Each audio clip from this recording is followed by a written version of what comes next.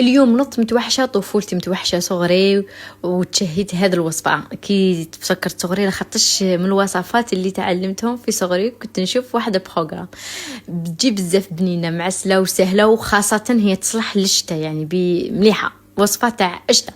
لهنا كنت قطعت البطاطا دوار ودرت الدنجل تاني دوار. جبت لهنا بصل قطعته رقيق ودرته يتقلى. كنت قليت البطاطا وقليت الدنجل وجيت لهنا قليت البصل. صوت لكم البصل باش تقليه حتى اللي يتكرمل، يعني شوفوا كي يكون مكرمل طايب محمر احمر نضيفوا له الفيونداشي. شوفوا هذه الوصفه شفتها كما قلت لكم بروغرام كنت صغيره، اول بروغرام تفرج له تاع الطبخ، منها عشقت الطبخ وتشهيتها في هذاك الوقت. بصح كنت صغيره ما درتها من بعد مي انا ما درتها شيء في هذاك الوقت، باقيه لحد الان ما قري نديرها ونقعد نتشهاها مره على مره، خاصه كي يبرد الحال. هي مليحه بزاف في البرد، يعني وصفه شتويه بامتياز ولا خريفيه بامتياز. وكما قلت لكم في ستوري اللي رايحه تجيبها رايحه نربحها مبلغ مالي معين، راني دايرته في ستوري كامل.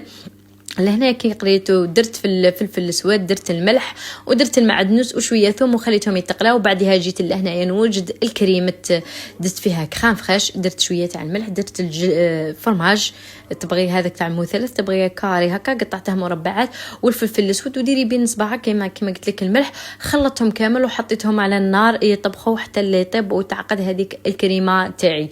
لهنايا اختاري اي بلا يكون عندك باغي ديري. انا بغيت ندير هذا تاع الطين تاع الفخار، مش تاع الطين تاع الفخار.